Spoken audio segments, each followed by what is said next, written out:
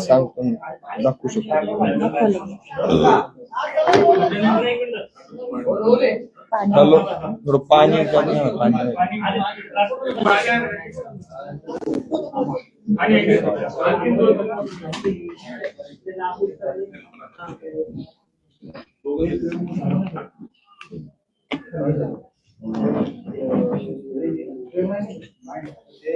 लागली का सांगा.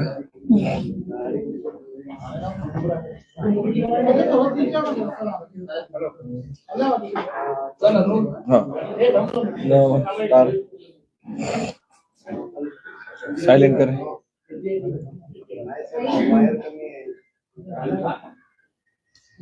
रोल करे काय भूमिका आहे तुमची उमेदवारी भरला होता नंतर मागे घेतलाय का आज तो सगळा सगळी प्रोसेस झाली काय ती. मी या सगळ्या प्रक्रियेमध्ये काही गोष्टी थोड्या सांगू इच्छितो. आमच्या दोघांचा विवाह झाला, दोघांची पक्षीय भूमिका तुम्ही सर्वांनी पाहिली. तुमच्या मीडिया प्रतिनिधींनी अतिशय प्रेम केलेलं आहे या सगळ्या संघर्षामध्ये. माझा संघर्ष 2 व्हीलर पासून इथपर्यंत तुम्ही पाहिलाय, हिचा संघर्ष बाकी महाराष्ट्रातल्या मीडियाने पाहिलाय. परंतु हे तो असं होत असताना आम्ही प्रत्येक जण प्रत्येक भूमिकेशी प्रामाणिक राहिलो आणि सोशल मीडियाचा बळी जो असतो तो बळी आज माझी पत्नी ठरलेली आहे. ते कसं, तर त्याचे व्हिडिओज मी तुम्हाला देऊ शकतो. जे शब्द माझ्या पत्नीचे नाहीत ते शब्द तिच्या तोंडामध्ये घातले गेले. आदरणीय देवेंद्रजी फडणवीसांविषयी आरक्षण मागतोय, तुमची बायको नाही, असं जे स्टेटमेंट केलं त्याचा ते हिचं नव्हतंच, माझ्या पत्नी पूजा जाधवचं नव्हतं, ते दुसऱ्यांचं होतं, ते दाखवलं गेलं. नंतर पहलगामच्या प्रक्रियेमध्ये जी काय प्रक्रिया केली त्या प्रक्रियेमध्ये त्यांनी चुकीचं केलं हे सगळं ते सांगल. परंतु ह्या सगळ्या प्रक्रियेमध्ये मला एक सांगायचंय की एक कार्यकर्ता म्हणून काय करून देऊ शकतो आणि कार्यकर्त्यांनी ठरवलं तर काय होतं हे या 2026च्या निवडणुकीमधनं मी पुणे शहराला दाखवून दिलेलं आहे. प्रभाग क्रमांक 1 मध्ये तयारी केली. प्रभाग क्रमांक 1 मधल्या माझ्या माता भगिनी, माझे भाऊ या ठिकाणी आलेले आहेत. प्रभाग क्रमांक 1 मध्ये कुठल्याही पक्षाचा सर्वे बघितला तर त्या सर्वे मध्ये आम्ही प्लस होतो. तिथं काय समीकरणं झाली, निष्ठावंताला संधी दिली, आम्ही पक्षाचा निर्णयाचा स्वीकार केला. परंतु ज्या ज्या प्रभाग क्रमांक 1 मधल्या व्यक्तीनं, ज्या माय भगिनीनं, ज्या कार्यकर्त्यांना आमच्या पाठीशी उभे राहिले त्यांची कान धरून माफी मागतो. तुमची इच्छा, त्या प्रभागातलं वातावरण आम्ही बदललं होतं, आम्ही लढणार होतो, आम्ही निवडून येतो. प्रभाग क्रमांक 1च्या वासियांची पहिल्यांदा आम्ही माफी मागतो. त्यानंतर दुसरी माफी मागतो आम्ही. माझ्या शेजारी हा जो बसलेला माझा भाऊ सुभाष चव्हाण दिसतोय, या सुभाष चव्हाणांची आणि आणखीन एक माझ्या भगिनी आहेत आदिती बाबर, त्या भगिनीची, त्याचबरोबर जे इच्छुक होते त्या सगळ्यांची मी माफी मागतो. पक्ष शिखर नेतृत्वानं माझ्या पत्नीला संधी दिली. माझ्या पत्नीला ज्यावेळेस संधी दिली त्यावेळेस तो संघर्ष जो अतितटीचा निवडणुकीच्या कालावधीमध्ये चालला होता, रात्री 2 वाजता उमेदवारी फायनल होती. या भावासाठी आमच्या दोघांची समक्षात मीटिंग झाली. त्यांनी मोठं मन दाखवलं. सकाळी अखेरच्या दिवशी 11:30 वाजता उमेदवारी मिळाली. या भावाने स्वतः फोन करून सांगितलं मी थांबतो, संधी तुम्हाला घ्या म्हणून. कारण की त्या पद्धतीचं वातावरण मी प्रभाग 1 मध्ये केलेल्याचा इम्पॅक्ट 2 मध्ये तयार झाला होता. म्हणून 2 मधले 4 सीट आम्ही काढू शकतो. आणि ते जी सीट आहे, ती जी भूमिका आहे, एका राजकीय पक्षाच्या शहर प्रमुखाचा तो प्रभाग पडतो. त्या ठिकाणी 4हीचं वातावरण फिरलं होतं. त्या ठिकाणी सगळ्या गोष्टी घडल्या होत्या. तिथल्या विरोधकांची पायाखालची बाजू घसरल्यामुळं त्या ठिकाणच्या लोकांनी हे घडवलं. प्रथमतः याचबरोबरीनं आम्ही पॅनलमध्ये आल्यामुळे जो पॅनल स्ट्रॉंग झाला हे वातावरण झालं होतं. आम्ही बाहेर पडल्यामुळं आता तो पॅनल वीक होतोय का असं जे वातावरण झालंय, तर ते माझी पत्नी काय होणार आणि ती पुढे काय करणार हे तिच्या प्रक्रियेमध्ये समजून सांगाल. प्रभाग क्रमांक 1, प्रभाग क्रमांक 2 ज्यांनी ज्यांनी आम्हाला सहकार्य केलं त्यांची मी माफी मागतो. त्याचबरोबर आदरणीय छत्रपती संभाजी महाराज, महाराष्ट्राला अपेक्षा असेल की आज धनंजय जाधव काय बोलणार, धनंजय जाधवला विरोध झाला, या सगळ्या प्रक्रियेत मी तेव्हाही सांगितलं होतं मी छत्रपती संभाजीराजांसोबत आहे. एका घरांमध्ये 2 विचार असू शकतात, एका घरामध्ये 2 भूमिका असू शकतात. माझ्या पत्नीनं भारतीय जनता पार्टीची भूमिका स्वीकारली होती, मी छत्रपती संभाजी महाराजांसोबत होतो. मी आहे, राहील. मला जो विचार पटतो छत्रपती शिवाजी महाराजांचं हिंदुत्व, आणि जर त्या शिवाजी महाराजांच्या हिंदुत्वावरती भारतीय जनता पार्टी काम करत असेल तर मी स्वराज्यामध्ये सोबत आहे, स्वराज्यासोबत राहील. पण आपसूक कुठं ना कुठं तरी ती पॉझिटिव्ह वेव्हच्या माध्यमातून आपण सहकार्याच्या भूमिकेत राहतो. देवेंद्रजींनी मराठा आरक्षणात काय केलंय, त्यांच्या सरकारने काय केलंय हा विषय बोलण्यात इथं नाही. परंतु त्या सगळ्या भूमिका माझ्या पत्नीला माहिती आहेत.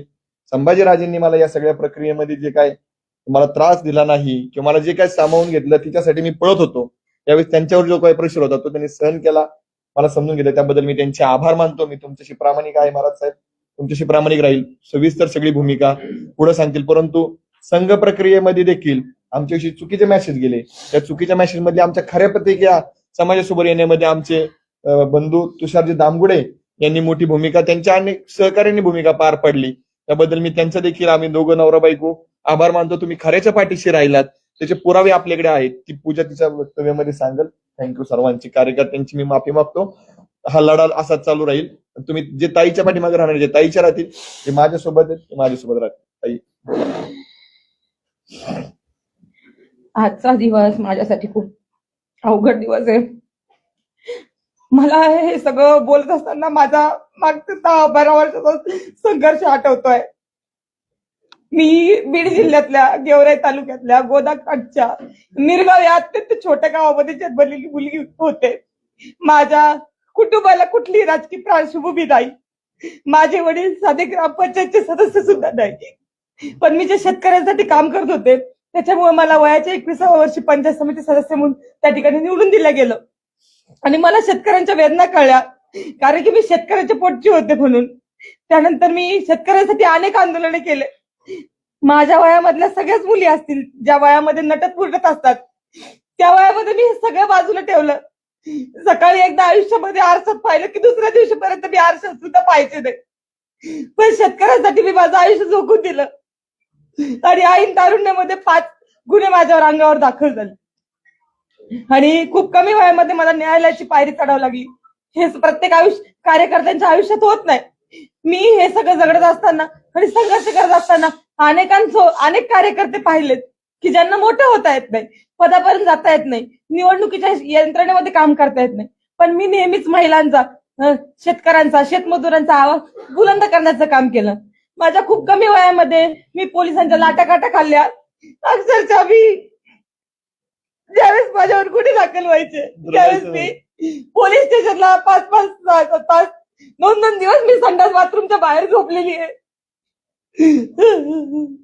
आणि अनेक वेळा न्यायालयामध्ये ज्यावेळेस आपण शेतकरी गुन्ह्यावर काम करतो तर त्यावेळेस ते वकिलाचे पैसे भरण्यासाठी, न्यायालयाचे पैसे भरण्यासाठी सुद्धा माझ्या खिशेमध्ये पैसे नसायचे. पण अशा परिस्थितीमध्ये त्यांचा आवाज बुलंद केला. माझ्या गेवराई तालुक्यातल्या कार्यकर्त्यांनी कधी माझ्याकडून वडापावची सुद्धा अपेक्षा केली नाही. मी बिनलग्नाची मुलगी होते. राजकारण घाणेरडं असतं असं म्हणतात, पण माझ्या बापाने एवढं मोठं दगड काळीच करून एवढ्या राजकारणामध्ये मला घातलं. पण मी सुद्धा तशी वागले आणि संघर्ष करत राहते. पुढे छत्रपती संभाजीराजांच्या आशीर्वादानं मराठा क्रांती मोर्चामध्ये आम्ही काम करत असताना संभाजीराजांनी आम्हाला एकत्रित आणलं आणि त्या ठिकाणी आमचं लग्न झालं. लग्नानंतर सुद्धा एकही दिवस नवीन नवरी म्हणून मी राहिले नाही. मी दुसऱ्या दिवशी प्रभागाच्या बाहेर पडले, त्यांच्या लोकांसाठी काम करायला लागले. पण हे सगळं करत असताना माझ्याकडून चुका होतात. माझ्या आयुष्यामध्ये माझं पूर्ण आयुष्य शेतकरी विरुद्ध कारखानदार यांच्या संघर्षामध्ये गेलेलं आहे. आणि आज इथं मी खेड्यातली मुलगी शहरात आल्यानंतर 360 डिग्रीमध्ये माझं आयुष्य पूर्ण चेंज झालेलं आहे. माझा लढा मागचा शेतकऱ्यांसाठी होता, पण या पुणे शहरामध्ये आणि या शहरामध्ये शेतकरीच नाहीत. तर ही मुवमेंट सगळी लक्ष घेण्यामध्ये माझ्याकडून काही चुका घडल्या असतील. लग्नानंतर आम्ही 20-23 दिवसानंतर काश्मीरला गेलेलो होतो. तिथं हल्ला झाला. अनेक आमच्यासारखे कपल त्या ठिकाणी रूम मध्ये बसले असतील, पण आम्हाला ते वेदना झाल्या. आमच्या रक्तात रक्त चळवळ होती, संघर्ष होता. आम्ही घरातून बाहेर पडलो. महाराष्ट्रातल्या लोकांना प्रयत्न केले, त्यांना बाहेर काढलं, अनेकांना धीर दिला. आम्ही 8 दिवस तिथे थांबलो. लाल चौकामध्ये त्या ठिकाणी आंदोलन केलं. महाराष्ट्राचे मुख्यमंत्री आदरणीय देवेंद्रजी फडणवीस यांना व्हिडिओ कॉल केला. आणि ज्यावेळेस तो हल्ला झाला त्यावेळेस तो माझा व्हिडिओ व्हायरल झालेला तुम्ही बघतात. तो हल्ला झाल्यानंतर 1 तासामध्ये मी दिलेली ती प्रतिक्रिया होती. त्याच्यानंतर 2-4 तासामध्ये आम्ही जखमींना भेटलो. त्यांना मी विचारलं की काय परिस्थिती झाली. त्यावेळेस त्यांनी मला सांगितलं, त्यावेळेस देशभरामध्ये काहीच वातावरण नव्हतं या विषयाच्या संदर्भामध्ये. त्यावेळेस मी ती क्लिप दिलेली होती, कारण की मला असं म्हणायचं होतं की दहशतवाद्यांना आपल्या देशामध्ये कुठेतरी हिंदू मुस्लिम करायचंय आणि आपल्या देशाची एक अखंडता ही मोडून काढायची आहे. आणि म्हणून मी त्या ठिकाणी तसं म्हटले. परंतु नंतर 3 तासानंतर वातावरण बदललं, प्रतिक्रिया यायला लागल्या जखमींच्या. आणि त्यावेळेस कळालं की खरंच त्यांना धर्म विचारून मारलं आलेलं होतं. परंतु वरच्या लेवलला पक्षाच्या मोठ्या मोठ्या घडामोडी घडत असतात, त्याचा विक्टीम मी झाले. आणि त्यानंतर तो व्हिडिओ एवढा पसरला की नंतर मी भूमिका सांगितली माझी की हो, पहलगामचा आणि काश्मीरचा हल्ला हा फक्त धर्म विचारूनच झालेला आहे. परंतु मी ज्या पॉवरफुलरित्या ती भूमिका मांडली ती पॉवरफुलरित्या नंतर खाली जाऊ शकली नाही. कारण की मीडियाच्या माध्यमातून निगेटिव्ह गोष्टीला जेवढं पसरलं जातं तेवढं पॉझिटिव्ह गोष्टीला पडावा दिला जात नाही आणि त्याचा विक्टिम मी झाले. सोशल आणि मीडिया म्हणजे सोशल मीडियाच्या माध्यमातून त्याचा विक्टिम मी झाले आणि त्याच्यामुळे ही सगळी घटना घडली. माझी भूमिका तिथपर्यंत पोहोचू शकली नाही. अनेकांना गैरसमज निर्माण झाले. आज पुन्हा मी प्रभाग क्रमांक 1 आणि 2 ची तयारी करत असताना सहन होत नाही की सामान्य घरचे मुलं की हे इथपर्यंत जातायत, लढतायत, उमेदवारी आणतात, हे अनेकांना सहन होत नाही. आणि त्याच्यामुळे प्रभाग क्रमांक 2 मधले जे काही पूर्वीचे उमेदवार असतील, आमचे विरोधक असतील, ज्यांना पिढ्यानं पिढ्या राजकारण करायचंय, त्यांना हे सहन होत नाही की 8 महिन्यामधून आलेली मुलगी इथं राहुलजींचं पण सांगायचं राहील. हा या 8 महिन्यामध्ये एखादी मुलगी येते, भारतीय जनता पार्टीची उमेदवारी मिळवते. त्यांनी पूर्ण प्रकारे प्रभाग क्रमांक 2 मधून निगेटिव्ह व्हिडिओ बनवले.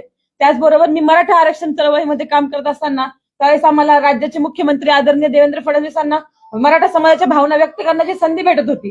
मुंबईमध्ये पहिल्यांदा मराठा क्रांती मोर्चा झाला त्यावेळेस मी वयाचे 20व्या वर्षी असेल. त्या समाजाच्या भावना मी मुंबईच्या त्या स्टेजवर मांडल्या. त्यावेळेस माझ्याकडून समाजाच्या भावनेच्या व्यतिरिक्त आदरणीय देवेंद्रजी फडणवीस यांच्याबद्दल खालच्या भाषेमध्ये एकही शब्द बोलला गेला नव्हता. पण कुणीतरी एक मुलगी होती क्रांती मोर्चातली, तिच्या तोंडातून असं वाक्य गेलेलं आहे की देवेंद्र फडणवीस साहेब, मी मराठा आरक्षण मागते, तुमची बायको मागत नाही. तर हे वाक्य माझ्या तोंडातील नाही, हे वाक्य कुणीतरी इतर मुलीने बोललेलं आहे. परंतु आज ते माझ्या तोंड घशी पाडलेलं आहे आणि हे मीच बोलला सांगते. मी वारंवार सांगतेय की हे वाक्य माझं नाही, मी व्हिडिओ रिलीज करते. परंतु ही जी प्रभागातली टीम आहे विरोधकांची ट्रोलर्स करणारी, ही मोठ्या प्रमाणामध्ये फैलवत चाललेली, ह्याचा विक्टिम, ह्याचा बळी मी आज ठरलेलं आहे. मला सगळ्यांना एकच विनंती करायची की सामान्य कुटुंबातून येऊन हे करणं. फोटो व्हायरल केले. हा, राहुल गांधींचा एक फोटो माझ्यासोबत व्हायरल होतोय आणि मी कुठेतरी त्यांच्या मुवमेंटमध्ये आहे आणि भाजपमध्ये मला एंटर केलं असं पण पसरवलं जातंय. मी शेतकरी संघटनेत काम करत होते. राहुल गांधींचा व्हिडिओ बघा आज पण. माझ्या छातीला शेतकरी संघटनेचा बिल्ला आहे आणि मी त्यांच्याकडे घेऊन कापूस घेऊन गेलेले. माझ्या गावाकडून मी एसटीने राहुल गांधींना भेटण्यासाठी पोहोचले होते कारण की ते मराठवाड्यात आलेले होते. एसटीने पोहोचून सकाळी 5:30 वाजता मी त्यांना गाठलं होतं आणि त्यांना सांगितलं होतं की आयात निर्यात धोरण हे कापसाचं बदललं पाहिजे, त्याच्यावर काम झालं पाहिजे, तर शेतकऱ्यांना कापसाला न्याय भेटेल, शेतकऱ्यांना भाव भेटेल. परंतु आज ते कापूस वगैरे सगळं सोडून दिलंय त्यांनी. फक्त त्यांनी काहीतरी व्हिडिओ व्हायरल करायचा, एखादं कुणाला तरी भेटतं, अशी खूप मोठी गँग मला वाटतं देशभरामध्ये झाली. याचं व्हिक्टिम सामान्य घरचे मुलं होतात. एक तर कार्यकर्ता कुणी आपल्या सामान्य घरात लढणारा तिथपर्यंत पोहोचत नाही.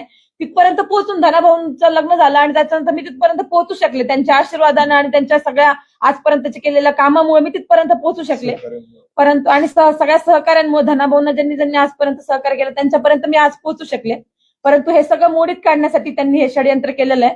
मला माहिती आहे की भारतीय जनता पार्टीने मोठ्या मनाने मला या प्रक्रियेमध्ये स्वीकारलं होतं आणि ज्यावेळेस आपलं लग्न होतं त्यावेळेस हिंदू धर्म संस्कृतीमध्ये आपण पतीला देव मानतो. त्या ठिकाणी मी त्यांना देव मानून त्यांनी घेतलेला निर्णय हे त्यांच्या दोघांनी एकत्रितपणे विचार करून आम्ही भारतीय जनता पार्टीची पूर्ण आचारसंहिता असेल, त्यांचे नियम कानून असतील किंवा त्यांची एक ठेवण असेल, ती सगळी समजून घेऊनच मी भारतीय जनता पार्टीमध्ये प्रवेश केला होता. नेत्यांनी सुद्धा माझ्यावर विश्वास ठेवला आणि त्यांनी अनेक पक्ष देत नसतील उमेदवाऱ्या, परंतु भारतीय जनता पार्टीने माझं काम बघून, सर्वे बघून मला त्या ठिकाणी उमेदवारी दिली होती. असं इतर पक्षामध्ये होताना दिसत नाही. मी त्यांचे खूप खूप आभार मानते. परंतु कुठल्याही सामान्य कार्यकर्त्याचा जो 8x10च्या खोलीमधून येतो, धनाभाऊंचं 2017च्या पूर्वीचं आयुष्य बघा तुम्ही. 8x10च्या खोलीमध्ये धनाभाऊ मोठे झालेले आहेत. अक्षरशः त्या रूमला संडास बाथरूम सुद्धा नव्हतं. अशा परिस्थितीमध्ये धनाभाऊ मोठे झालेले. तिथंच बेडरूम, तिथंच किचन, वरतून कॅवला पडू नये म्हणून त्याला मध्येच खांब लावलेला. अशा परिस्थितीमध्ये हा कार्यकर्ता मोठा झालेला आहे. मग ह्या ट्रोलर्सला सगळ्यांना तुम्ही सहन करतात. मोठे मोठे लोक चुकतात. मी म्हणत नाही की मी चुकले नाही. पहलगामच्या प्रकरणामध्ये मी चुकले असेल, माफी पण मागितली, मी दिलगिरी व्यक्त केलेली आहे. अनेक मोठे मोठे लोक चुकतात पण त्यांना तुम्ही ट्रोल करत नाही. तुमची शिक्ष तिथपर्यंत. सामान्य माणसाचा बळी घेताना तुम्हाला एक पोस्ट टाकणं, संघर्ष करणं, गुन्हे दाखल करून घेणं याच्यापेक्षा खूप पलीकडचं असतं हे. जस्ट मोबाईल हातामध्ये घेऊन पोस्ट टाकणं, ती व्हायरल करणं एवढं सोपं हे आयुष्य नसतं. मुलीचं तरी कायमच नसतं. आणि मला असं वाटतं की ते तुम्ही सगळेजण केलं तर तुम्ही यशस्वी झाला. माझ्याशिवाय दुसऱ्या कार्यकर्त्याचा तुम्ही बळी घेऊ नये. पण जसा माझा बळी गेलाय, मला जाणीव आहे की प्रभाग क्रमांक 1 मध्ये मी तयारी करत होते, पण प्रभाग क्रमांक 2 मध्ये ज्यावेळेस मला उमेदवारी भेटली त्यावेळेस सुभाष भाऊ चव्हाण असतील, माझी छोटी बहीण म्हणेल मी तिला, ती पण मी जसे बिना लग्नाचे असताना राजकारण करत होते, बिना लग्नाची बापाचे आधारण राजकारण करणारी आदिती बाबर, तिला ही उमेदवारी भेटणार होती पण ती मला भेटली. ती माझी बहिणीसारखी आहे. मी तिच्या वेदना कळू शकते. ती सुद्धा एका लढणाऱ्या बापाची मुलगी आहे. तिच्यावर माझ्याकडून अन्याय झाला, तिचे मी खूप खूप मागे मारते. पण भविष्य काळामध्ये जिथं कुठं मला यांना संधी देण्याचा प्रयत्न होईल त्यावेळेस मी सक्षमपणे माझा सगळा त्याग करून त्यांच्या पाठीशी उभा राहील. आज असं म्हणलं जाते की प्रभाग क्रमांक 2 मध्ये ह्यांना पॅनल कमकुवत करायचा होता म्हणून त्या ठिकाणी केलंय. पण मला त्या प्रत्येकाला सांगायचंय, मग राहुल दादा जाधव असतील, सुधीर वाघमोडे असतील आणि त्याचबरोबर आमच्या रेणुकाताई चलवादी असतील, या सगळ्यांना प्रभाग क्रमांक 2 मधल्या नागरिकांनी उचलून धरलं पाहिजे, यांच्या पाठीशी उभं राहिलं पाहिजे आणि यांना 15 तारखेला कमळ या चिन्हावर मतदान केलं पाहिजे. हे सगळं बाजूला सांगून मला एकच सगळ्यांना विनंती करायची आहे की मी भारतीय जनता पार्टीची आता कार्यकर्ता झालेली आहे. मी या पक्षामध्येच काम करणार आहे. सगळ्या संघ परिवाराने मला मोठ्या मनाने समजून घेतलं. अतिशय चांगली लोक आहेत ती, त्यांनी माझी भूमिका समजून घेतली आणि त्यांच्यासोबत मला काम करायचं. संघ परिवाराने मला समजून घेतलं आणि महाराष्ट्रामधल्या हिंदुत्ववादी संघटनांनी सुद्धा मला विनंती करायची की इथून पुढच्या काळामध्ये मला हिंदुत्वासाठी, मी स्वतः हिंदू आहे, हिंदुत्वासाठी मला काम करायचं. तुम्ही सगळ्यांनी मला सामावून घ्यावं. आणि खेड्यातली मुलगी आहे मी, चुकली असेल, शहरातल्या सगळ्या गोष्टी समजून घ्यायला मला वेळ लागेल, मी त्या समजून घेईल, ती चळवळ समजून घेईल, संघ परिवार समजून घेईल, हिंदुत्व काय ते समजून घेईल आणि तुमच्या मार्गदर्शनाखाली इथून पुढच्या माझ्या आयुष्याची वाटचाल करेल. झालेल्या सगळ्या चुकांबद्दल मी माफी मागते आणि शहरात आणि राज्यात त्याचबरोबर जिथं जिथं भारतीय जनता पार्टीच्या कार्यकर्त्यांना माझी गरज असेल तिथं मी जीवाचं रान करणार आहे. मला माहिती आहे की आम्हाला मराठवाड्यामध्ये म्हणायचे की आपली मराठवाड्याची शेतकऱ्याची वाघीण आहे, परंतु वाघीण ज्यावेळेस जखमी झालेली असते तर त्यावेळेस ती अतिशय जोमाने काम करते. तसंच भारतीय जनता पार्टीचे सगळे उमेदवार निवडून जाण्यासाठी मी जोमाने काम करणार. मी जसं स्वतःसाठी लढले असते त्याच्यापेक्षा जास्त मी त्यांच्यासाठी लढणार. आमचे सगळे फाउंडेशनचे कार्यकर्ते, धनाभाऊंवर प्रेम करणाऱ्या माझ्या बहिणी, यांनी मी अतिशय नवीन असताना सुद्धा माझ्यावर बहिणीसारखं प्रेम केलं. त्यांचे ऋण मी आयुष्यात विसरू शकत नाही.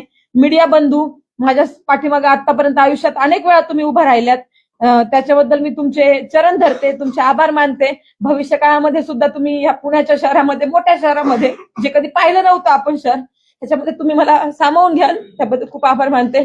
धनाभाऊ, राजकीय आयुष्य आपल्या दोघांचं आहे, पण माझ्यामुळं किंवा आपल्या एकत्रित येण्यामुळं तुमच्या राजकीय कारकिर्दीला काही झालं असेल किंवा होते, त्याबद्दल मी तुमची बायको म्हणून तुमचे शरण धरून तुमचे खूप खूप आभार मानते. तुमचे लढणारे कधी रडत नाहीत आयुष्यात. मी तुला सांगितलंय रडायचं नाही, लढायचं. तर माझी माफी मागण्यापेक्षा पक्षनेतृत्वाला तुझ्यामुळे जो काही त्रास झाला असेल त्यांची माफी मागणं उचित वाटतं आणि तू त्यांच्यासाठी तुझा घेतलेला पुढचा लढा तुला पण एक पती कसा असावा, म्हणजे अनेक वेळा राजकारणात महिला आहेत, पती पुढे राजकारण करतो, महिला मागे राहते. पण धनाभाऊ विषयी सांगायचंय मला की त्यांनी कधी पण स्वतः मागे राहिले आणि तू आरक्षणावर महिलांचं लढतीये ना, तर तू समोर फ्रंट आली पाहिजे, ज्यांच्यासोबत काम केलं पाहिजे, त्यांच्या प्रश्नाला तू भिडली पाहिजे. आरक्षणातली बाहुली म्हणून त्यांनी माझा कधीच वापर केला नाही किंवा त्यांचा पुरुषार्थ कधी त्याच्यामध्ये आडवा आला नाही. त्यांचे चरण धरते मी. एकच सांगतो एकच राहिलाय फक्त एक मुद्दा, एकच राहिला एक मुद्दा. महाराष्ट्रभरातनं आमच्या प्रगतीवरती, आमच्या सामाजिक कामावरती अनेकांनी वेगळ्या प्रतिक्रियेनं गेले 6 महिने माझ्या प्रभाग क्रमांक 1 मधल्या राजकीय विरोधकांना याच पत्रकार संघाच्या प्रिमायसेस मध्ये एक कुरघोडी केली. या ठिकाणी त्यांनी चुकीच्या पद्धतीने माझ्याविषयी नरेटिव्ह पसरवला. त्या व्यक्तीपासून तर माझ्यासोबत आजवर मैत्री म्हणून केलेल्या माझ्या मित्रांनी अनेकांनी सहकार्य केलं. अनेक काही मित्र माझ्यापासून दुरावून राजकारणाच्या प्रतिष्ठेपायी त्यांनी वेगळी भूमिका घेतली. त्या सगळ्यांना, त्यांच्या कुटुंबियांना माझा सल्ला आहे, राजकारणामध्ये स्वकर्तृत्वानं कष्टानं पुढे यायचं असतं. कोणाला तरी मिळालेलं हिरावून घेण्यासाठी, कोणाला तरी मिळतंय म्हणून त्यांना बदनाम करण्यासाठी, कोणाची सुपारी घेऊन किंवा गट्स नसताना राजकारणामध्ये पुढे येऊन कोणाला संपवण्याचा प्रयत्न करू नका. थोड्या वेळासाठी आज झोपताना तुम्ही आनंदी झोपाल, परंतु ईश्वर नियतीचा नसेल तरी तुम्हाला माफ करणार नाही. प्रभाग क्रमांक 1 असो, प्रभाग क्रमांक 2 असो, माझ्यासोबत राहिलेले सगळ्यांचे आभार. ज्यांनी 8 महिन्यामध्ये काय माझे केले या पत्रकार संघातल्या सगळ्या लोकांना माहितीये. तुमच्यामध्ये माझ्याविषयी रोष निर्माण झाला असेल, तुमची परत माफी मागतो. परंतु माझ्या बाबतीत जे घडलं ते कोणाच्या बाबतीत घडवण्यामध्ये समर्थन देऊ नका. ज्या 1 मधल्या व्यक्तीनं हे केलं त्याला 1 मधल्या लोकांनी पाडावं आणि 2 मधल्या लोकांनी पण केलं त्यांनाही पाडावं आणि 8च्या 8 कमळ त्या 2 प्रभागांमध्ये उमलावेत ही अपेक्षा व्यक्त करतो. जे चुकलेत त्या 2 महिन्यात त्या मित्रांना देखील सल्ला आहे, ज्यांनी मदत केली त्यांनाही सल्ला आहे. मी तुमचाच आहे, मी तुम्हाला काही दुजा भावाची वागणूक देणार नाही. पण परत काम करा आणि संधी मागा, कोणाच्या पाठीत खंजीर खुपसू नका. आता लढणार आहात की नाही? आम्ही लढणार नाही आहोत. आता पूर्णपणे मी प्रभाग क्रमांक 1 मध्ये 4 उमेदवारी अर्ज दाखल केले होते. त्याच्यामध्ये एक अर्ज हा धनाभाऊंचा होता, 3 माझे होते. आम्ही प्रयत्न करत होतो, परंतु नंतर शेवटच्या टप्प्यामध्ये आम्ही प्रभाग क्रमांक 2 साठी अर्ज भरला. ते सगळे अर्ज आम्ही आता मागे घेतलेले आहे. पुणे महानगरपालिकेच्या निवडणुकीमध्ये आम्ही कुठेही उमेदवार नसणार आहोत आणि त्यामुळे आम्ही भारतीय जनता पार्टीचे जे उमेदवार पक्ष जशी जबाबदारी दिली तिथं निवडून आणण्यासाठी प्रयत्न करणार आहोत. विशेष जबाबदारी प्रभाग क्रमांक 1 आणि 2 ची आमच्यावर असणार आहे. ह्या देशातलं हिंदुत्व टिकवण्यासाठी नरेंद्रजी मोदींनी जे प्रयत्न केलेले आहेत आणि मराठा आरक्षणासाठी देवेंद्र फडणवीसांनी जे प्रयत्न केलेले आहेत त्या साहेबांचे आदेश मानून मी भविष्य काळामध्ये हिंदुत्वासाठी काम करणार आहे आणि भारतीय जनता पार्टीच्या कोर टीम मध्ये येऊन काम करणार आहे. जर भारतीय जनता पार्टीकडून कुठलाही दबाव वापरला गेला नाही, कारण खरं तर दबाव तर त्यांना असता किंवा पहिला त्यांनी उमेदवारीच मला दिली नसती. हा सर्वस्वी निर्णय माझा होता. मी घेतलेल्या भूमिकेमुळे काही पक्षाच्या जागांवर अडचण निर्माण होते की काय असा प्रश्न निर्माण झाला होता. मला असं वाटतं की मी एकटी निवडून येण्यापेक्षा भारतीय जनता पार्टीचे अनेक लोक त्या ठिकाणी सभागृहामध्ये बसणं मला गरजेचं वाटलं आणि त्याच्यामुळे स्वतः जबाबदारी स्वीकारून माझ्या मागच्या आयुष्याची जबाबदारी स्वतः मी स्वीकारली आहे आणि मी त्याग करण्याचं ठरवलेलं आहे आणि मी त्याग करेल. मी तरुण आहे आणि याच्यामध्ये काही दिवस काळ जातील पण माझी त्याच्यासाठी तयारी आहे.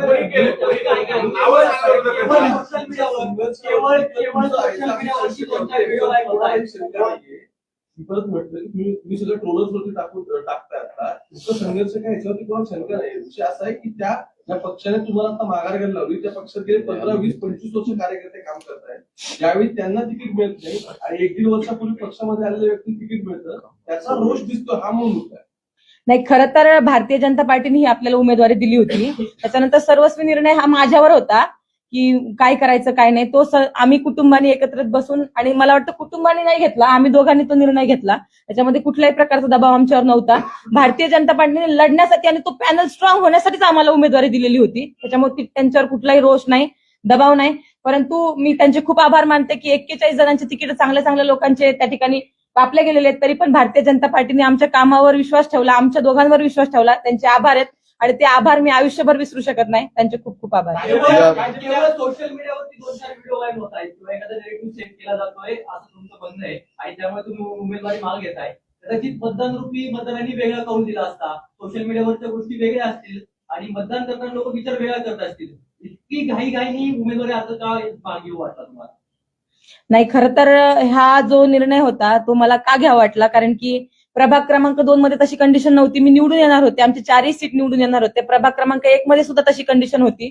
परंतु आज आपण बघतोय की नरेंद्रजी मोदी जे निवडून आले देशामध्ये त्याच्यामध्ये सोशल मीडियाचा मोठा प्रभाव होता. आजची तरुण पिढी ही सोशल मीडियावर खूप भाळलेली आहे आणि तिथं वातावरण असं निर्माण होत होतं की हिंदुत्वाला कुठेतरी डॅमेज करण्यासाठी यांना घेतलंय का आणि ज्या एजेंड्यावर भारतीय जनता पार्टी लढते तोच एजेंडा जर आपण तिथं धक्का लावणार असेल, तो धक्का माझ्याकडून जर लागणार असेल तर असा डाग पक्षामध्ये प्रवेश करत असताना आणि वर्षाच्या पहिल्या दिवशी माझ्यावर नको होता मला आणि म्हणून मी हा निर्णय घेतलेला आहे. देवेंद्र फडणवीसांशी काही बोलणं झालं का पक्षात? कारण तुम्ही पक्षश्रेष्ठींनी कुठलाही दबाव आणला नाही म्हणताय. अर्ज मागं घेणं खूप मोठा निर्णय. मी 65 जणांना उमेदवारी दिली त्यातला तुम्ही अतिशय काही बोलणं झालं का वरिष्ठांशी काही बोलणं? मी अतिशय मोठ्या मनानं सांगतो, जरी पक्षीय प्रक्रिया वेगळी असली तरी तुम्हाला सर्वांना सर्वश्रुत आहे. आमच्या विवाहाला देवेंद्रजी होते, आमच्या विवाहाला शरदचंद्रजी पवार होते, आमच्या विवाहाला विरोधी पक्षनेते दानवे साहेब होते आणि असंख्य मंत्री होते. हे सांगायचं कारण असं की माझे अनेक राजकीय नेते मंडळींसोबत चांगले संपर्क आहेत. हा निर्णय होत असताना ज्यावेळी ती मुवमेंट अतिशय मोठ्या प्रमाणात वाढली तेव्हा पक्ष नेतृत्वाला जर त्रास होत असेल, पक्ष डॅमेज होत असेल तर या पुण्यनगरीचं चांगलं काम करणारं नेतृत्व म्हणजे आदरणीय मुरलीधर मोहोळ असतील, आमच्या वडगाव श्री विधानसभा मतदारसंघाचे जगदीशजी मोळीक असतील, त्याचबरोबर मंगेशदादा गोळे आमच्या त्या भागात काम करतात ते आहेत, शहर नेतृत्व अध्यक्ष सगळी मंडळी आहेत आणि देवेंद्रजी आहेत. या सगळ्या लोकांना स्वयंप्रेरणेनं आम्ही सांगितलं की आज रोजी तशा पद्धतीचा मेसेज माझ्याकडे आहे. ताईचं म्हणणं आहे पार्टी फर्स्ट, आम्ही थांबतो. माझा मोबाईल आता माझ्याकडे नाही. पार्टी फर्स्ट ती म्हणतीये.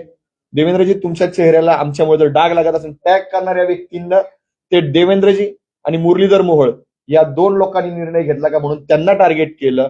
परंतु आमचा निर्णय जसं मला त्या दादांनी विचारलं की अनेकांच्या उमेदवारी कापल्या तुम्हाला काय मिळाली, सर्व्हेमध्ये आमचं नाव होतं, सर्वेनुसार आम्ही भारतीय जनता पार्टीचे विचार स्वीकारले होते. आम्ही त्या भागामध्ये केलेलं हिंदुत्वाचं काम, अनेक यज्ञ महायज्ञांपासून तर लोकविकासाची कामं, 5 कोटींचा विकास निधी, पुण्यातला एकमेव उमेदवार असेल किंवा महाराष्ट्रातला एकमेव उमेदवार असेल निवडणुकीच्या आधी 5 कोटींची विकास कामं या प्रभाग क्रमांक 1 ला मिळालेली आहेत. मित्रांनो, हे 5 कोटीची विकास कामं आणत असताना मला याच शासनाचं सहकार्य झालं होतं. त्यामुळे मी प्रभागामध्ये निवडून येण्याच्या क्रायटेरियामध्ये का आलो, ताई निवडून येण्याच्या क्रायटेरियामध्ये का आली, विकास कामं केली म्हणून, आणि ते शासनाचं बजेट होतं. एवढी मदत जर शासन आम्हाला निवडून येण्याच्या क्रायटेरियामध्ये येण्यासाठी करतंय तर आम्ही स्वयंस्फूर्तीने त्यांना संपर्क केला. आम्ही त्यांना सांगितलं, आजही त्यांनी तुझ्या चुकीचा व्हिडिओ व्हायरल करतात, ते चुकीचं घडतंय हे मला माहितीये, तुम्ही निर्णय घ्याल तो आम्हाला मान्य असेल असं पक्ष नेतृत्वाने सांगितलं. पण स्वतः मी एक पत्नी कशी असावी, दुसऱ्यांवर अन्याय होऊ नये म्हणून माघार काय घ्यावी हे या वाघिणीने दाखवलंय. मी माझ्या वतीनं माझ्या मित्रांच्या वतीने तिचा आभार व्यक्त करतो आणि आम्हाला कोणी दबाव टाकला मुद्दा नाही. असा आहे पूजा आणि धनंजय, तुम्ही एकटे नाहीत, परस्पर विरोधी भूमिकेतनं दुसऱ्या पक्षात गेलं. यापूर्वी अनेक लोकांनी वेगळी राजकीय भूमिका असतानाही भाजपमध्ये आल्यानंतर त्यांचं पुनर्वसन व्यवस्थित झाले. तुम्हाला दोघांनाच का टार्गेट केलेलं आहे, याच्यामध्ये कोण आहे, तुम्ही नावं घेऊन सांगा. भाजपच्या अंतर्गत अनेक प्रयत्न झाले, त्यांना काय टार्गेट केलं? बघा, मी स्पष्ट सांगतो, मी आता काल मी तक्रार केली, उत्तर देतो तुमचं. मी काल तक्रार केलेली आहे, मला प्रश्न कळाला, मी काल तक्रार केलेली आहे. पूर्णपणे प्रभाग क्रमांक 2 मध्ये fake narrative, fake media agency लावलेल्या आहेत. त्या एजन्सी कोणाच्या आहेत याचे पुरावे माझ्याकडे आहेत. शिवसेना 02 म्हणजे काय, तर शिवसेना प्रभाग क्रमांक 2, आणि त्या ठिकाणी कार्यकर्ता शिवसेनेचा तो टाकणारा नाहीच आहे. राष्ट्रवादी काँग्रेस पक्षाच्या कार्यकर्त्यांना पेड एजन्सी देऊन फेक अकाउंट खोललं आणि त्याच्यावरनं सुरुवात झाली. त्याच्या पुराव्यानिशी आम्ही तक्रार केली. म्हणजेच कोण, तर पुणे शहरातली राष्ट्रवादी काँग्रेस पार्टी, राष्ट्रवादी काँग्रेस पार्टीचे त्या भागातले सगळे नेतृत्व, सगळे उमेदवार, या सगळ्या मंडळींना त्या ठिकाणावरनं ते पेरायला सुरुवात केली.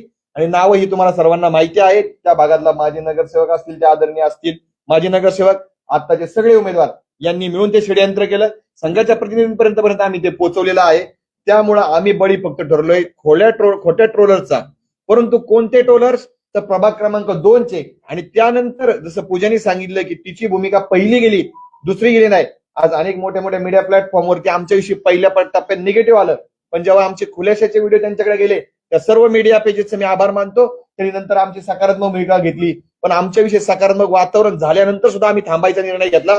तो म्हणजे एका चेहऱ्यामुळं, एका नगरसेवक पदासाठी भारतीय जनता पार्टी सारख्या पक्षाला जर आमच्यामुळे वेदना होणार असतील, देवेंद्रजींना वेदना होणार असतील, मुरलीधर मोहोळांना वेदना होणार असतील, या सगळ्या गोष्टी झाल्यानंतर आज देखील ते आमच्या सोबत राहिले होते. आम्ही स्वयंस्फूर्तीने निर्णय घेतलाय आणि तसा SMS माझ्या मोबाईलमध्ये आहे, मी तुम्हाला ते दाखवू शकतो. पण त्या खासगी गोष्टी आहेत आमच्या, त्यामुळे तुम्ही तेवढ्या गोष्टी ओपन करा असं विनंती करू नये.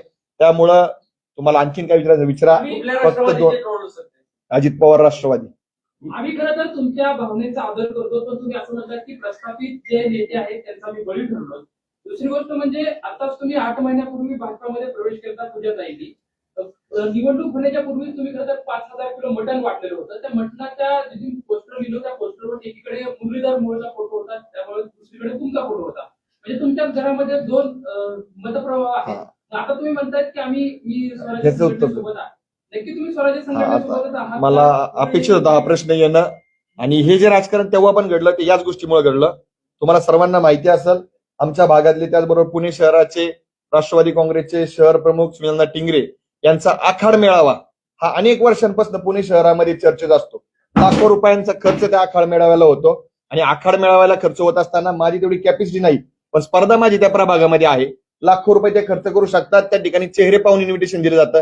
त्यावेळेस मुंबईत मी असं म्हणू शकत नाही, पण अनेक चॅनलनी माझी व्हिडिओ केली होती, त्यात मी स्पष्ट मांडलं होतं, एका ठिकाणी लाखो करोड रुपये खर्च करून जर मेळावे होऊ शकतात, मटणावळी धाडल्या जाऊ शकतात, तर माझ्यासारखा छोटा कार्यकर्ता काय करू शकतो? झोपडपट्टीतले ज्यांना मटण मिळत नाही, चिकन मिळत नाही, त्यांना मी वाटलं. हो, त्या दिवशी माझी एक चूक झाली.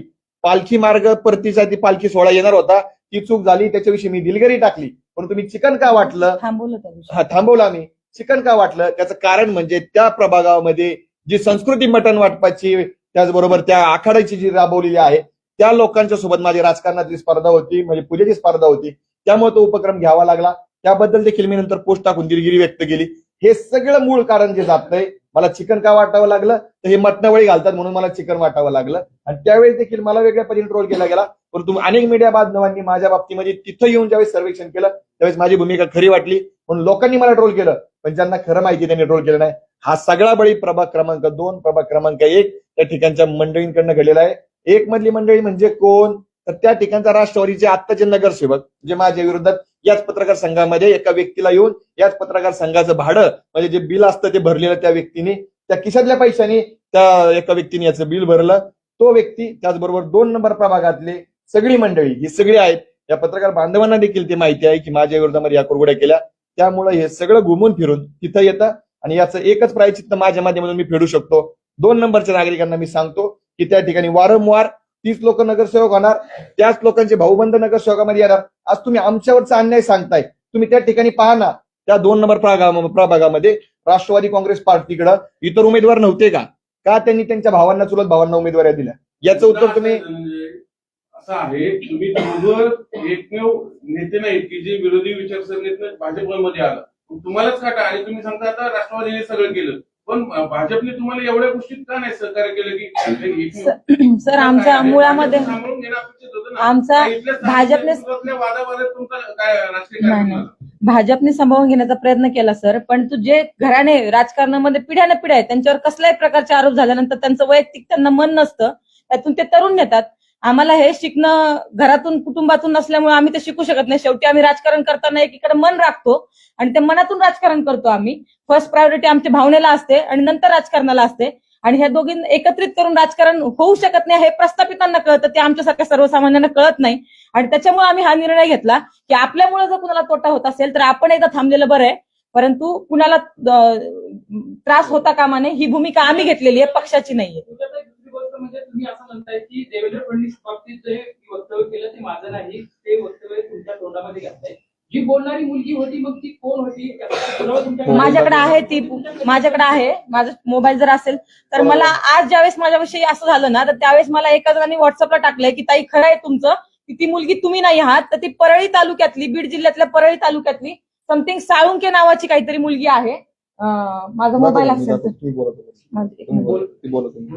साळुंके नावाची काहीतरी ती मुलगी आहे आणि त्या मुलीने ते सगळं केलेलं आहे. परंतु नंतर काय झालं, मराठा आरक्षणामध्ये मुली नंतर संसारात लागल्या, कारण की आम्ही सगळे त्यावेळेस अनमॅरिड होतो. नंतर मुली संसारामध्ये लागल्या, परंतु माझी मुवमेंट चळवळीची मी चालू ठेवली, त्याच्यामुळे त्या कालांतरानं महिला मागे पडल्या, परंतु माझा चेहरा नेहमी नेहमी समोर येत राहिला आणि त्याच्यामुळे ती मुलगी मीच आहे की काय असं भासवलं गेलं, ते माझ्या तोंडी घातलं गेलं, असा तो विषय. पण मी असं बोललेली नाही. तुमच्या भूमिकेबद्दल आक्षेपच नाही, तुम्ही संघर्षशील आहात, शेतकरी संघटनेत आलात, ती तुमची भूमिका योग्यच होती. आजही तुम्ही त्याच्यावर ठाम असणं अपेक्षित आहे. तुम्ही पक्ष बदलला, भूमिका बदलली, सगळं ठीक आहे. मग भाजपने ह्या सगळ्या गोष्टी तुम्ही म्हणता खोटा आहे ते व्हिडिओ, भाजपने ह्या गोष्टी काय सांभाळून घेतल्या किंवा तुम्हाला समजून बाबा माहिती आहे सगळं, मग तुमचा बळी का दिला जातोय सगळ्या राजकारण? आम्ही ती संधी दिली नाही त्यांना, आम्ही निर्णय घेतला, आमच्या कार्यकर्त्यांना संधी दिली नाही, आम्ही आमच्या नेतृत्वाला संधी दिली नाही, आम्ही निर्णय घेऊन टाकला की आम्ही आता या ठिकाणी थांबतोय. त्यामुळं तिथपर्यंत असं काही आहे का तुमचा प्रवेश जगदीश मुलगा दूर झाला म्हणून इथल्या पुणे नाही, नाही. शीर्ष नेतृत्वाने हे सगळं अंतर्गत राजकारण घडून नाही, मी स्पष्ट सांगतो या राजकारण जगदीश मुलगांच्या अंतर्गत लास्ट लावायचं होतं. आम्ही एक असे उमेदवार असू, मला असं वाटतं की या पुणे शहरामध्ये सर्वांनी या उमेदवाराला उमेदवारी द्या, 1 मध्ये कापली तरी 2 मध्ये द्या. सगळी नावं जर काढली तर सगळी जण फक्त या पुणे शहरात एकमेव व्यक्तीच्या पाठीशी उभी राहिली असतील, ती म्हणजे पूजा मोरे. त्यामुळे संघर्षामध्ये अनेकांचे बळी गेले असतील, पण संघर्षामध्ये वाचणारी फक्त पूजा मोरे आहे, तिला उमेदवारी मिळाली. जगदीश मुळीक असू द्यात, माननीय मुरलीधर अण्णा असू द्यात किंवा त्या भागातली सगळे नेते मंडळी ते आमच्या सोबत होते, राहिलेत. माननीय मुख्यमंत्री साहेब, आम्ही फक्त आरक्षणात मत आहे, नाही तुमची बायको मदत. हा व्हिडिओ मी दाखवते. मान्य करतो ना आम्ही, त्या अगोदरच्या टप्प्यात गेली त्याच लोकांनी आता आमचं समर्थन टाकले. हे बघा, हे ऐका, आरक्षणात मत आहे, नाही तुमची बायको मदत. मी पूर्वी भाजपमधून इच्छुक होते. माझा प्रवेश कुठल्याही प्रकार झालेला नव्हता. माझ्या ज्या दिवशी उमेदवारी अर्ज मला भेटला त्यानंतर माझा भाजपमध्ये प्रवेश झालेला आहे आणि त्याच्यानंतर या घटना घडलेल्या आहेत सगळ्या. मी भाजप पक्षाकडून पूर्वी इच्छुक होते, पण भाजपने मला स्वीकारलेलं नव्हतं. ते 2 दिवसापूर्वी स्वीकारलं गेलं, ज्यावेळेस मला उमेदवारी अर्ज भरला आणि त्याच्यानंतर या सगळ्या घटना घडलेल्या. पण ताई, एवढा मोठा पक्ष, एवढा मोठे सगळे करणारा पक्ष, त्यांना माहित असेल ना का तुमच्या बाबतीत अशा पद्धतीचं ट्रोल होऊ शकतो. हो, नव्हतंच होणार. त्या गोष्टी हाच मुद्दा आहे. एवढं सॉरी एवढं सांगून पण आता फक्त तुम्ही सर- तुम्ही म्हणताय का आमच्यामुळं काही लोकांचं बळी जाऊ शकतो म्हणून आम्ही सर मी सांगू शकतो सर, मी तेच उत्तर देतो. एवढं सांगून पण आता सुद्धा पिक्चर क्लिअर होत नाहीये. आता सुद्धा क्लिअर होत नाहीये की महिला ही नाहीच आहे हे आम्ही सांगतोय. मग पहलगामच्या प्रक्रियेमध्ये तिथली झालेल्या प्रतिक्रियेनंतर आमची दुसऱ्या तासाला आलेली प्रतिक्रिया आणि चौथ्या तासाला आलेली प्रतिक्रिया, हे पहा. म्हणजे लोकांना होतंय काय, खोटं फास्ट पसरतंय आणि खरं लोक स्वीकारायलाच तयार नाहीयेत. आता तुम्ही देखील आमच्या प्रतिक्रिया 5 मिनिटांनी तुमच्याकडे देतो. पहलगाम अटॅक नंतर जो हल्ला झालेला आहे तो हिंदू धर्म विचारूनच मारलेला आहे आणि ज्यांनी मारलं त्या पाकिस्तानचा मारणाऱ्यांचा निषेध करते. ही भूमिका व्यक्तिगत यांनी मांडली आणि संघ म्हणून शेजारून पूजाताईंविषयी निगेटिव्ह भूमिका या तुषारदादांनी मांडली. पण तुषारदांची भूमिका त्यावेळेस बरोबर होती आणि पूजाताईंनी त्यावेळेस भूमिका घेतल्यानंतर त्यांनी देखील मान्य केलं की पूजाताईंनी मांडलेली भूमिका त्यावेळेची योग्य होती, नंतरची. बरोबर आहे का तुषारदादा? सेम डेचा व्हिडिओ आहे. त्यामुळं त्या सोशल मीडियावर तुम्हाला आज ट्रोलिंग झालेलं आहे, यापूर्वी झालेलं आहे. त्यापूर्वी तुम्ही समोरून सगळे खुलासे केले. मग आत्ताच असं काय भाऊ केला गेला की तुमचं पाच मिनिट आपल्याला- अहो. तेव्हा तुम्हाला एक मध्ये लढायचं होतं, दोन मध्ये लढायचं, दोन मध्ये टाकलं गेलं. हे कोण करते सगळं? सगळं झालं असं सिद्ध होतंय का? मी तेच सांगतो. माझं अनेक मोठ्या सोशल मीडिया किंवा थिंक टँक मध्ये काम करणाऱ्या लोकांसोबत बोलणं झालं. ते म्हणले की तुमची ज्यावेळेस पहिली प्रतिक्रिया आली ते पाहून आम्हाला संताप वाटला, आम्ही व्यक्त झालो. मग त्यांना ज्यावेळेस आमची दुसरी प्रतिक्रिया गेली कमेंट मध्ये त्यावेळेस ते म्हणले आम्ही चिंतन केलं, हे चुकीचं वाटलं म्हणून आमची भूमिका बदलतो. पण त्या कालावधीमध्ये एवढा वेळ गेला होता, नॅशनल लेवलला ट्विटरवर चालू झालं होतं. काँग्रेस हे सगळे याच्यामध्ये इन्व्हॉल्व्ह झाले, बाकीचे लोक इन्व्हॉल्व्ह झाले. सुरुवात प्रभाग 2 मधनं झाली, पण ते हिंदी मीडिया असू द्यात, हिंदी प्लॅटफॉर्म असू द्यात, ट्विटर असू द्यात, त्यामध्ये ट्रेंडिंगला चाललं आणि ते थांबवणं इतक्या सोपं नाहीये म्हणून आम्हाला थांबावं लागलं. हे स्पष्ट पद्धतीने राष्ट्रवादीवर आरोप करताय, तुम्ही ज्या राष्ट्रवादीवर आरोप करताय, तुम्ही अजित पवारांनाही भेटले तिथे भेटत नव्हते. हा मग का कोणी ऐका ना, या तुम्ही आता म्हणता हिंदुत्वाची भूमिका घेतली, आम्ही सोबत राहणार.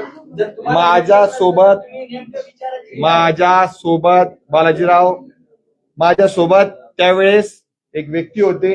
आम्हाला जर उमेदवारी मिळत नाहीये तर त्या व्यक्तीला उमेदवारी मिळावी अशा प्रक्रियेत जर त्या ठिकाणावरती आम्ही गेलो होतो, त्या व्यक्तीलाही मी तुम्हाला भेटून देईल. ते व्यक्ती त्या ठिकाणी सतीश मस्के मग तेच सांगतो. सतीशजी मस्के तेच सांगतो.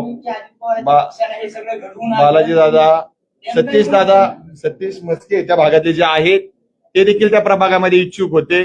आम्हाला ज्या व्यक्तीनं आमचं तिकीट कापलं राष्ट्रवादी काँग्रेसच्या त्या व्यक्तीला उमेदवारी मिळू नये आणि सतीश मस्के हे त्या भागातला प्रामाणिक कार्यकर्ता आहे राष्ट्रवादी काँग्रेसचा, त्यांना संधी मिळावी अशा पद्धतीची भूमिका मी घेऊन गेलो होतो. ते मी नाकारत नाही. ते का गेलो होतो तर मला जास्त बोलायला लावू नका. याच पत्रकार संघातनं काही पत्रकारांनी माझा खुलासा न घेता माझ्या विरोधामध्ये बातम्या लावल्या होत्या आणि त्याचा आतापर्यंत प्रायश्चित्त आलेलं आहे. सतीश मस्केंसोबत तुम्ही बोलू शकता. तुम्ही खुलासा द्यायचा, लगेच द्यायचा. तुम्ही म्हणता 15 दिवसांनी घ्या. स्पष्ट नाही घ्या.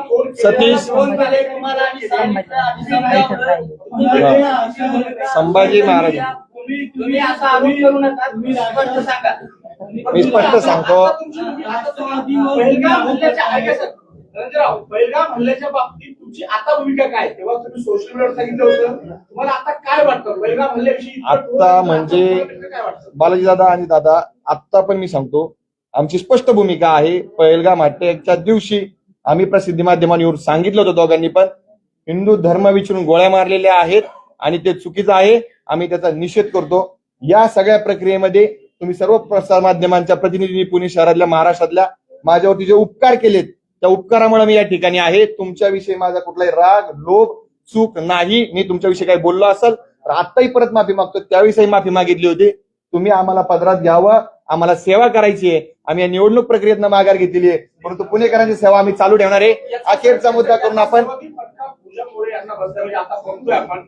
नाही, तुम्ही सांगा तुम्हाला काय वाटतं? तुम्ही जेव्हा जम्मू काश्मीर जाऊन जी काही भूमिका व्यक्त केली होती त्या भूमिकेशी तुम्ही आता सहमत आहात का? पहलगाम मध्ये जे झालंय तुम्ही म्हणला तसंच काय झालं होतं का? आता काय वाटतं? नाही, त्यावेळेसच मी माझी भूमिका स्पष्ट केली होती की जो दहशतवादी हल्ला झालाय पहलगामचा तर तो फक्त आणि फक्त धर्म विचारूनच झालेला आहे. परंतु ज्यावेळेस तो हल्ला झाला त्याच्यानंतर पहिल्या 1 तासामध्ये आम्ही तिथे होतो. त्यावेळेस ती माझी जी प्रतिक्रिया आलेली होती त्या प्रतिक्रियेमध्ये मला असं सांगितलं गेलं होतं किंवा तसं वातावरण होतं की आपल्या देशामध्ये 2 विभाग झाले पाहिजे म्हणून दहशतवादी वेगवेगळ्या पद्धतीचे प्रयत्न करतायत. म्हणून मी तिथं प्रतिक्रिया दिली होती की असं काही व्हायला नाही पाहिजे, आपला देश हा अखंड राहिला पाहिजे. पण ज्या वेळेस आपल्या पुण्यातले काही लोक तिथं होते आणि त्यांना मारलं गेलं त्यावेळेस मी त्यांना स्वतः जाऊन भेटले. त्यावेळेस त्यांनी सांगितलं की हो, की आपल्याला हिंदू म्हणूनच विचारलंय. त्यावेळेस मी माझी लगेच प्रतिक्रिया दिली होती की हो, पहलगामचा जो अटॅक झालेला आहे तो हिंदू म्हणून आणि धर्म विचारूनच झालेला आहे. माझी ती भूमिका त्यावेळेस सुद्धा होती, ती भूमिका आज पण आहे आणि ती उद्या पण राहणार आहे. आणि त्याच्यामुळे माझी ही भूमिका तुमच्या माध्यमातून सगळ्यांपर्यंत जावी असं मला वाटतं. आणि ती त्यावेळेस सुद्धा मी मांडली होती, पण त्याला जास्त व्हायरल केलं नाही लोकांनी. धन्यवाद. तुम्ही शेतकरी चळवळीत काम केलेलं आहे. शरद जोशी यांनी म्हणायच्या देशात भारत आणि इंडिया 2 प्रवर्ग आहेत. तुम्ही खेड्यातून शहरात आल्या, अजूनही शहर खेड्यातल्या मुलींना स्वीकारत नाही असं वाटतंय का? आणि विशेषतः भारतीय जनता पक्ष. नाही, स्वीकारणार नक्की. मी इथे आल्यानंतर तुम्हाला सांगते, आज शहरातल्या महिलांच्या डोळ्यामध्ये माझ्यासाठी पाणी आहे आणि मी खेड्यातली मुलगी आहे म्हणून पाणी आहे त्यांच्या डोळ्यामध्ये. प्रत्येकाची ती नाळ असते, ती माझी नाळ आहे. आणि त्याच्यामुळे मला असं वाटतं की तो दुजाभाव माझ्या प्रभाग क्रमांक 1 मध्ये झाला नाही. आज ज्यावेळेस मला उमेदवारी नाकारली त्यावेळेस ज्या महिलांचं पूर्ण आतापर्यंतचं आयुष्य हे शहरामध्ये गेलेलं आहे त्यांच्या सगळ्यांच्या डोळ्यामध्ये पाणी आहे. मागं पण त्यांच्या डोळ्यामध्ये पाणी आहे. आता सुद्धा प्राणी त्याच्यामुळं उलट ही जी दरी निर्माण होती, शरद जोशी साहेब सांगतात, ही दरी कमी करण्याचं काम भविष्य काळामध्ये मला करायचंय. शहरातला माणूस हा खेड्यामध्ये गेलाच पाहिजे, खेड्यातला माणूस सुद्धा शहरामध्ये गेलाच पाहिजे. आपण माणसं आहोत शेवटी आणि ती एकत्र आलीच पाहिजे असं मला वाटतं आणि ते करण्याचं काम आहे. देशात बघून तुम्हाला तिकीट नाकार तुम्ही असे मागे घ्यायला लावतो, त्या भाजपसोबत जाण्यात तुमचा राजकीय निर्णय तुम्हाला असं वाटत नाही? आम्हाला आम्ही एवढ्या वेळ सांगतोय, आम्ही निर्णय आम्ही घेतलाय. भाजपने उमेदवारी दिली, आमच्या अर्धवट भूमिका गेल्यात, त्यानंतर हे झालंय. त्यामुळं आता आमचे बरेच सगळे मुद्दे वारंवार आम्ही पूर्ण केलेले आहेत. तुम्ही जे सहकार्य केलं त्याबद्दल धन्यवाद, आभार व्यक्त करतो. 2014 मध्ये भारतीय जनता पक्षाने ट्रोलरची गँग ही सगळी बाजारात उतरवली होती. त्याच ट्रोलर गँगचा बळी भारतीय जनता पक्षाला बसलाय का? आणि नाही, बळी नाही. भारतीय जनता पार्टीचे जे काही सर्व सीट निवडून येणार होते त्याच्यापेक्षा जास्त येतील आणि त्याच भारतीय जनता पार्टीसाठी पूजा ही पुणे शहरात सगळीकडे काम करताना दिसेल. धन्यवाद. विकासाचं धोरण काय असणार आहे? तुमच्याकडे पद नसणार आहे, नगरसेवक पद नसणार आहे, बाकीचं काही नसणार आहे. पक्षाचं निवडणुकीतून तुम्ही माघार घेतली आहे. आता विकासाचं धोरण काय असणार आहे तुमच्याकडे? लढताना 2 प्रकारे आपण लढू शकतो. विकासात्मक सभागृहामध्ये जाऊन लढाई लढू शकतो आणि नाहीतर जनसामान्यामध्ये जाऊन त्यांचे प्रश्न आपण मांडत राहू शकतो. त्याचे विविध माध्यम आहेत. प्रत्येकच लढणारा कार्यकर्ता काही सभागृहात जातो अशी काही गोष्ट नाहीये, परंतु तो त्याच्या पद्धतीने लढत राहतो. तर आमच्या असणाऱ्या अंतर्भूत कौशल्याचा वापर करून आम्ही त्याच्या जनतेला न्याय देण्याचा प्रयत्न करू. मग ती लढाई एक वेळेस रस्त्यावरची असेल तर रस्त्यावरची लढू, ती सभागृहातली असेल तर सभागृहातून आमचा पिंड आम्ही सोडणार नाही. आणि 5 कोटी निवडून येण्याच्या आधी नाही शब्द वगैरे 5 कोटी बजेट आम्ही निवडून येण्याच्या आधी आणलं होतं. प्रभाग 1 आणि प्रभाग 2 मध्ये मिळून 10 कोटी पुढच्या पंचवार्षिकला नगरसेवक झालो नाही तरी पहिल्या वर्षात आणू, हा शब्द या ठिकाणी देतो आणि थांबतो. धन्यवाद. जय हिंद, जय महाराष्ट्र.